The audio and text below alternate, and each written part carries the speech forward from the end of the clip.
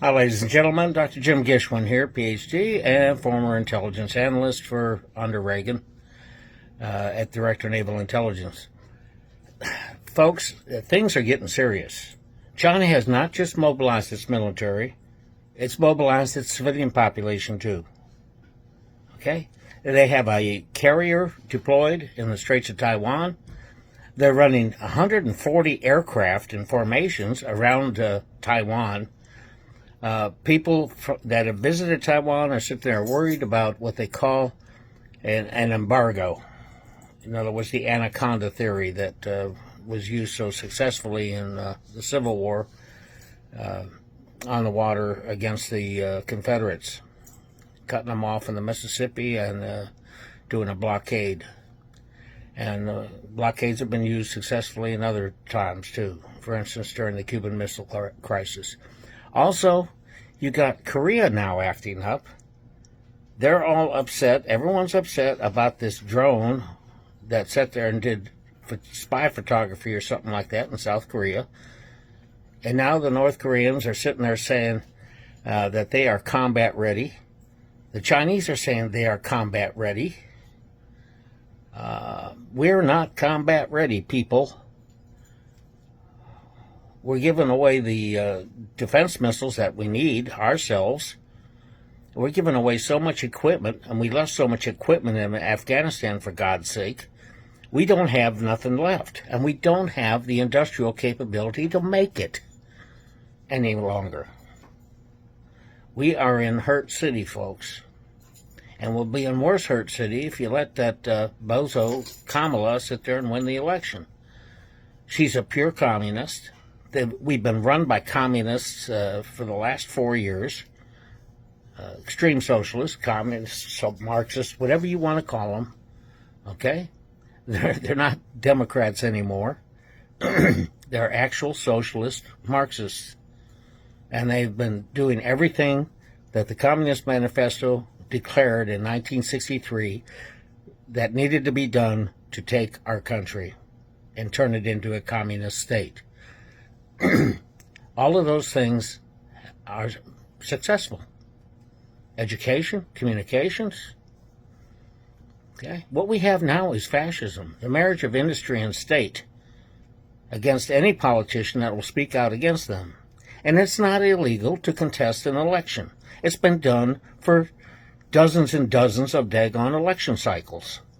Hillary tried to do it also. She didn't have a senator on her side. Also, when the Electoral College was voting, her congressman tried to sit there and present an objection and have some states recount. That didn't work because they didn't have it. So Vice President at that time, Biden, sat there and said, it is done. Okay. When the vote came in on 2016. Let's hope the same thing happens this time. I mean, you got a woman that can't sit there and express her thoughts. And then she accuses Trump of the same things that they were sitting there covering up for Biden. Trump, for God's sake, he's got 2 daggone rallies a day in different states, for God's sake. The man's always on the go. And she sits there and thinks that he's got a problem, health problem. And she's the one that's been hiding. She accuses him of hiding, okay? Remember, what did I call that before? Projection, right? And he accused the other people of something that you're doing. Her campaign is sitting there trying to keep her. They put her on this press blitz, which was a disaster. She sits there and tries to distance herself. She's running against herself, basically. She's trying to distance herself from Joe Biden. Joe Biden sits there and gets on, while she's doing a rally, gets in a surprise press conference and sits there and says she was involved in every decision he ever made. Okay? That's it. I mean, she's the vice president, man, and she was the border czar. Okay? She is responsible for a lot of this stuff. And then she gets on an interview and sits there, and when she's asked if there's anything in the past 4 years she would have done differently, she goes, nothing of that comes to mind. Well, they're gone, election over. Why are there still people supporting her? She's bleeding support, and I've told you before, do not trust any polls that come out this close to an election. They're all going to lean towards whatever candidate that pollster wants. Okay? Because she's bleeding Hispanic votes. She's bleeding black votes like crazy. She's bleeding Catholic votes. She's bleeding this kind of vote. She's bleeding. You name the category. She's bleeding it. And Trump is gaining it. Okay? The auto workers, for God's sake, they're all for Trump, even though their leadership is not. The Border Patrol came out today and it wholeheartedly endorsed Trump. It said that if Trump was in office, this wouldn't be happening. Okay? You got wars ready to start, people. If she wins, they will do it. There will be catastrophes all over this world. Okay? We will be in World War III. No doubt about it. And if she wins, I don't know. There may be a civil war, too, because I don't think these people that are in power are going to readily give it up. They'll declare martial law or a crisis or an emergency or something, cancel the election. You wait and see. They will pull anything they can.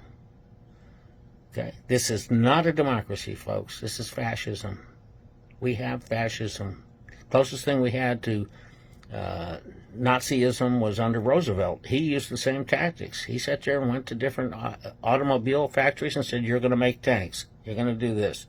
That's government control of the means of production. Okay? That is socialism, people. Anyway. The only thing we can do is pray. To all you 18-year-olds out there, just remember, many countries have what they call universal service. That means you'll work for the government or you work for your patriotic country for 2 years when you turn 18. South Africa has it, Israel has it, a whole bunch of places have it. We don't have it. People have talked about it before. I mean, you'd have to go into AmeriCorps, the Peace Corps, the military, any of those things. National Medical Service, if you're a medic. So, what's left for us? Where's this great country going? I've told you before, great countries don't last more than about 350 years long. And I separated, the Roman Republic versus the Roman Empire. They were both about 250, 300 years in duration. England's height was about 250, 300 years. Spain's height was about 250, 300 years. Same with the French, same with the Germans. Okay? In fact, the Germans was less. Because they didn't become prominent until about 1850, 1860. So, I'm going to leave you with this. Please pray. Please vote. This is a man that didn't have to do this stuff. They're still trying to assassinate him. He could be on a golf course somewhere just relaxing and enjoying the rest of his life. He's got the money to do it. But no, he sits there and worries about America. And people say he's a threat to democracy. Last time he was in power, he sat there and even gave his salary away to veterans groups. And he asked his cabinet members to do the same thing. And he sat there and put out that rule. I love this rule. For every new regulation you turkeys sit there and come up with, you got to eliminate 2 of them. That is a daggone good rule for the administrative state. He's got to get in there and really do some cleaning. And I'm glad he's got Elon Musk on his side. That guy's a very corporate genius, and he's our modern inventor. He'll get us to Mars too. Alrighty. Well, guys, please pray, and let's not put up with this insanity anymore. We cannot stand 4 more years of this stuff. Pray and vote. Please God gave us this great land. Let's not let it go adrift. I love you all. Take care, and I remain your humble servant.